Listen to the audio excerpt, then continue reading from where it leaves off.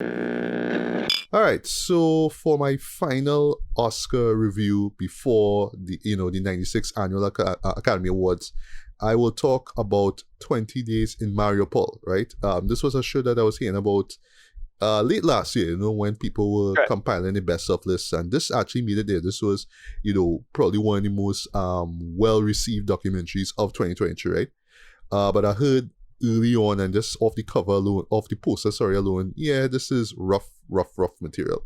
And I actually saw it for myself this morning, actually, the time of us recording this. And yeah, I wholeheartedly agree. This is some rough material, boy. But what about, right? So it's basically directed by, forgive me if I butcher the name, Mstislav Chernov, right? He's from the Ukraine, right? He's a filmmaker. He's a war correspondent as well. He's a family man, as we learn in the story as well, right? And what the story is about is that this is pretty much him, right? And he's doing the voiceover narration and everything. And everything, or I should say almost everything except for like news footage, is all captured from his camera. So Right. what it is that he just on assignment, right? So he is in he lives in Ukraine, of course, right? But when the show begins is where it's pretty much the beginning, or I should say the first stage of Russia's invasion of the Ukraine, right? So he Right. is in the city of Mariupol, and the show literally begins on the day itself when the attacks start, right? And pretty much throughout the rest of the film, you're just seeing, just this day by day recollection of just all that he covered, the emotions, the fear that he had, the fear that he's seeing around him, and it's just despair and terror and all that kind of stuff, right? So just to jump into the review here one time, because in a nutshell, that's what it is, right? What this show does exceptionally well, right, is, you see, it's easy for us who don't live in that area to, tune into the news and see news reports of, people who are injured or dead, because of bombings and stuff like that, right? And it's just easy for us to just sort of see it as an outsider and be like, wow, that's really messed up. I'm glad that I'm not a part of this, right? I'm glad that I'm safe in my home and all that kind of stuff, right? But again, you are just seeing a news report, right? And then afterwards, there'll be a commercial break, or they'll just jump into another news report and be like, all right, well, I saw that, so okay. Right. Unless you are really invested in what's going on there, right? But what the show does, boy, it literally puts you in the middle of that, though. So what it does, right? So like, and you see it early on in the film. What the protagonist does, I'm not even gonna try to pronounce his main name again, right? He is pretty much capturing footage and he's sending it out to a certain news a news, I don't want to say studio, but it's like a company, whatever it is, right? I'm not sure which one he works for. I don't think it's CNN or whatever. I didn't see any CNN footage. I saw more BBC stuff, basically, right? But literally Right. everything that he films, he sends out, and those become those news reports that you see, right? And it makes a lot of sense. One, because it's his job, and two, it's to bring awareness about what's going on.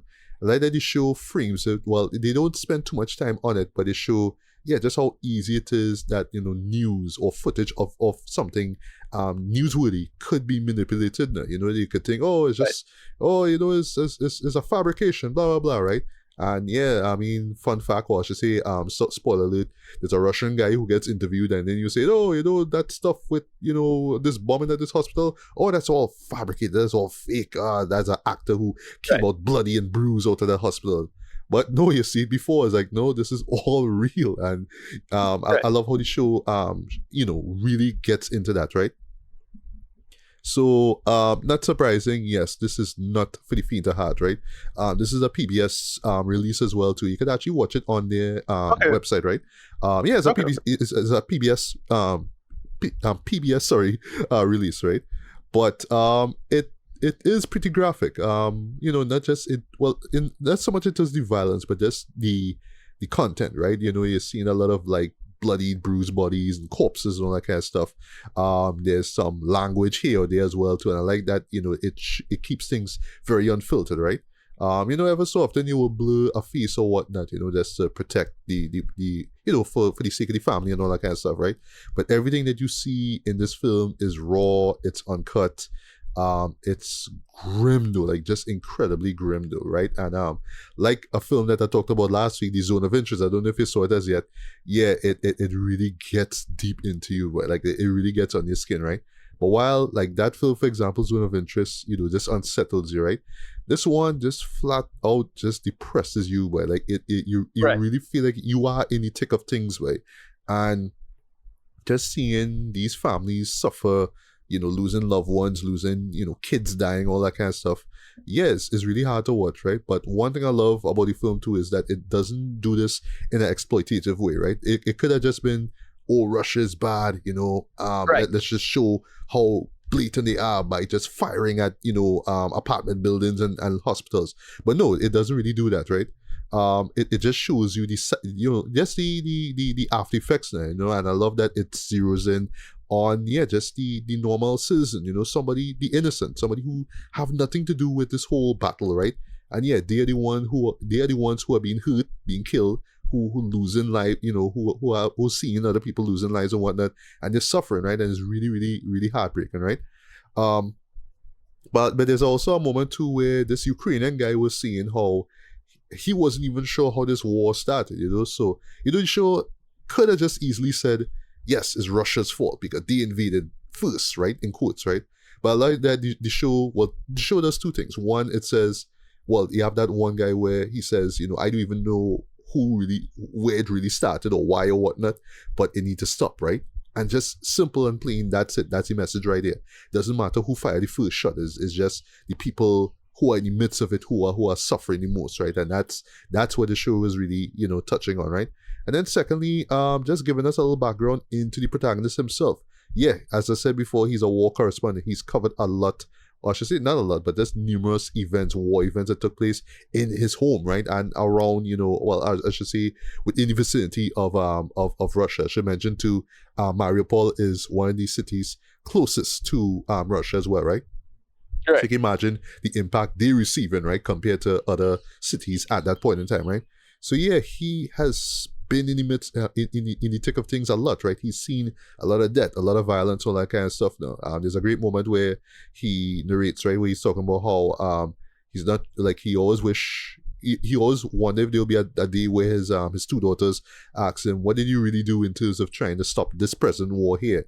And it's like, well, he just responds, he doesn't really know. He doesn't know how he could solve it or what to do, right? There's actually a great line where he says, this is painful to watch, but it must be painful to watch. And he's, of course, just related to everything that you're seeing in the film, right? And just before I wrap things up, right? So this is where, not so much the longevity of the film, but, if people will see it at all, despite its grim subject matter and just how just disturbing and, just dreary it is, I wholeheartedly recommend seeing this though. But it falls into one, it falls into the whole, I'll use the term trauma porn, for example, or, just shows are just incredibly traumatic. Whether it's something like Zone of Interest or the show that I compared it to, Schindler's List, right? Where, it's about something so, unless you could kind of, suck it up and, power through it. Some people will just avoid this movie like the plague. They just don't want to see this. They don't want to be reminded that, there's all this bad stuff going on in the world, right? And look, I totally understand that though. That kind of fatigue does tend to set in for a lot of people very quickly. Exactly. If it's like a slow drip instead of like a sudden shock, it'll set in. That's the problem with that kind of stuff. You see the same similar situation in Palestine right now as well. Exactly. Yes. So I know that there'll be a lot of people, and okay, so I should just say this right out the bat. I am rooting for this to win Best Documentary Feature at this year's awards. But then again, this is the only documentary that I got to see, boy. But the impact that this left with me, boy. Also, although personally for me, I didn't walk out of it like shaking my head and crying and all that kind of stuff. It's just that I felt the terror and the fear. Like I just like again, you were just put smack dab in the middle of it. You are following, the lead and these other characters just trying to get to shelter, right? Whether it's in a hospital or in a gymnasium or something like that. It's just this constant fear that the show captures so well, right? So I know a lot of people will just hear me say this stuff or see clips of it and be like, no, I don't want to see that. That looks horrible. I don't want to see that at all. And look, I understand if you don't want to see it, right? But I think that shows like this need to exist. You need to really see how this, really what's going on there.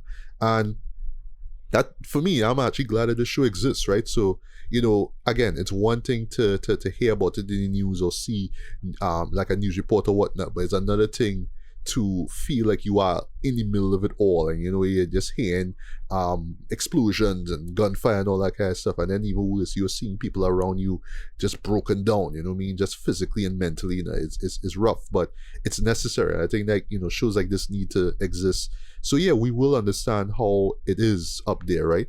And it's so funny, just last thing I'll say before I get to it, it's so funny that again, well, if it wins, that is, right?